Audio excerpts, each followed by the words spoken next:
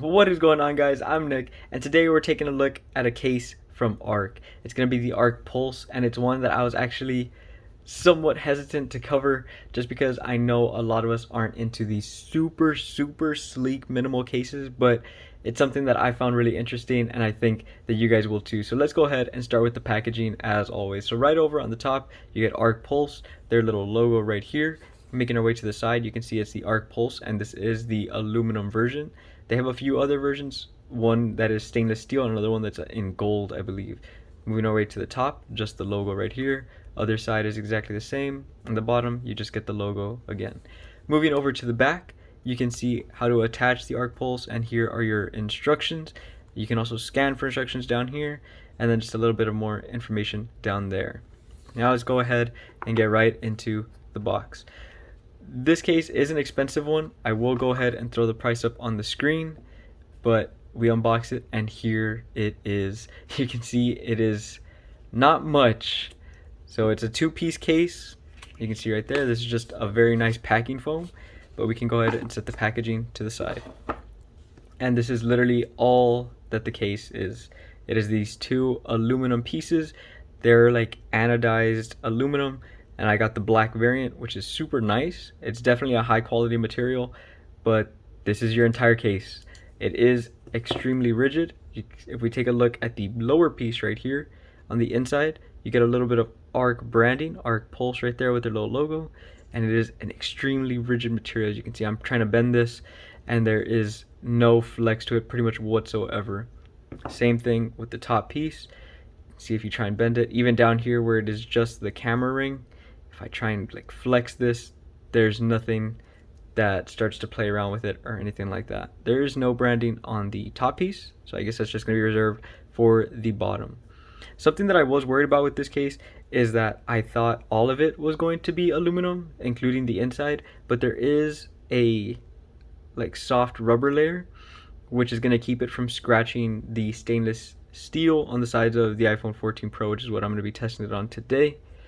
Over on the front, you do get a little bit of branding right here. It's just going to be the Arc logo. Pretty minimal. I'm fine with that. It's pretty easy to ignore. So that is pretty much the entire case. Let's go ahead and install it. It is a bit of a hassle to install, but here is the iPhone 14 Pro in space black. And you're supposed to start with the top. Start on the side with the camera. And you should be able to just kind of slide this on like this. And there's that piece. So you can see it slides on just like that. There is no adhesive or anything like that on this case. It is just kind of suction fit on there. You can make sure it's on all the way. Something I've noticed is the rubber does sometimes catch on the edges. Let's see if I can show you that. And it'll kind of push out. But I feel that's how it's meant to fit. I haven't been able to get it on without that happening, or mine might be a little faulty. But let's move on to the bottom. So the bottom, you start on one side, it's the exact same process. It is an extremely snug fit, so you do have to force it on there a decent amount. But because of that rubber coating on the inside, I'm not too worried about the case kind of damaging my phone. As you can see right here, this part seems to be a little crooked. That has been the hardest part for me to install, has been the bottom piece. I have to keep taking it off until I can get both of them on at the same fit. And you can see how hard I'm pushing down on that. It is pretty difficult to just get on, but I think that might have done it. So that is literally the entire case. It is a very exposing case, super minimal, and I want to know if this is something you guys would run. There's not too much to test. I am going to go ahead and do the whole MagSafe test for it, but of course we are pretty much testing the bare MagSafe on the phone itself. But I'm going to treat it as a normal case, so let's go ahead and take a look at some protection. Starting with our camera lenses, you can see they do provide a very nice camera lip for the lenses right there. Despite it being minimal, it does give you a fair amount of lip right there, as you can see. Definitely nice to see that. If you move over to the front, obviously there's pretty much no lip anywhere except for the corners. So if I show you the corner right here, you can see there is a pretty significant lip right there. They do offer a lip, and that is going to be for pretty much all four corners. You do have to get the fit pretty much perfect. I do want to retry the top piece just because I feel like I can get the fit to be a little better. So if we remove this, let's go ahead and make sure that rubber coating's all the way down, and then we can reattach.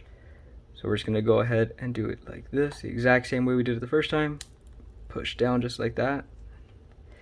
And there we go. I feel like that time it definitely fit a bit better.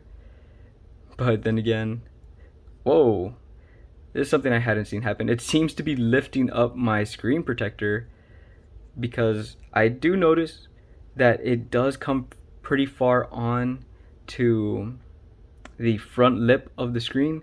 So yeah, it's pretty much completely lifting my screen protector on both of these corners right here. As you can see, that's where those air bubbles came from. Because if I push them down, they do tend to go away, but it is lifting my screen protector. So this screen protector isn't actually made for cases. It's a caseless screen protector, so it does go very far out to the edge. So that could be it. But in case you are running a pretty out there screen protector, these corners might actually interfere with that. So something to be aware of, but I'm gonna go ahead and continue.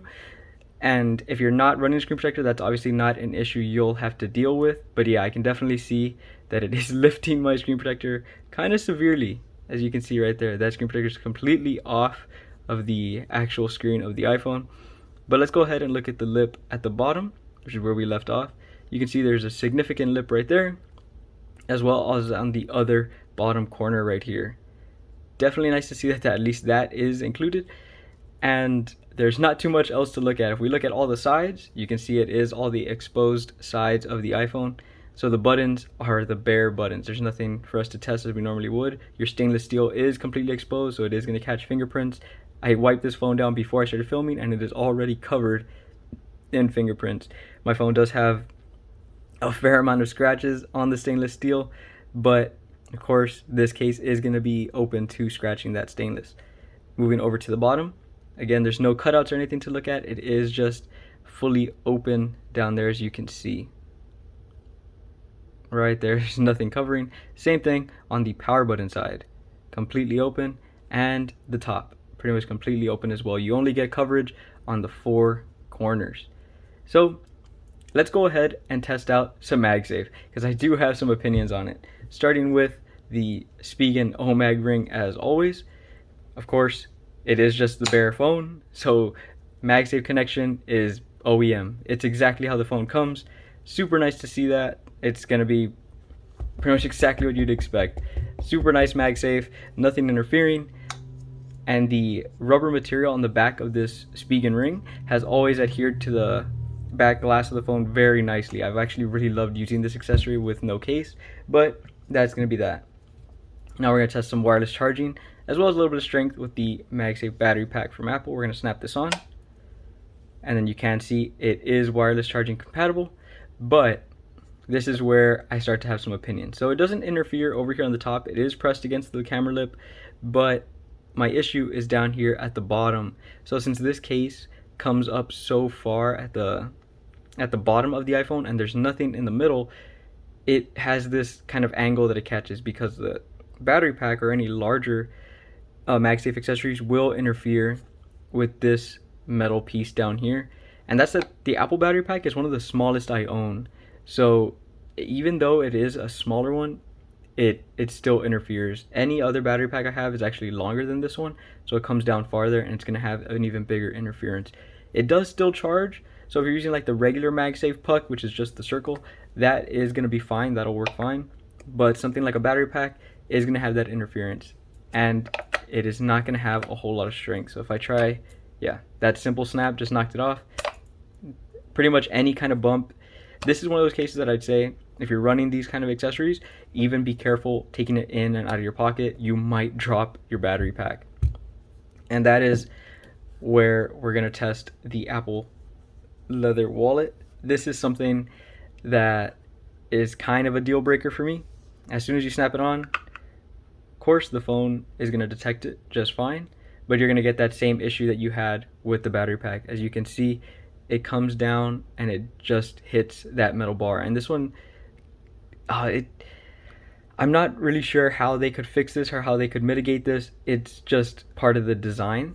That's how the case is designed. So maybe it's just not meant to be used with MagSafe accessories like this, but of course you guys know me, I love to use the MagSafe wallet, so I would not use this case with the wallet. I do think that this is an easy way to lose your wallet. Same thing, any kind of bump or snag, you are going to be losing that wallet since it's really not adhering to the bottom magnet that's down here. So just something to be in mind of. If you're someone that doesn't really use MagSafe, or maybe you're just using the MagSafe puck or circular attachments, that'd be perfect if you wanted to run like a super minimal case like this one. But other than that, that's really going to be it for this one, guys. There's not too much for me to show you. I'll give you guys one last quick look around, and then we'll call it a day for this one.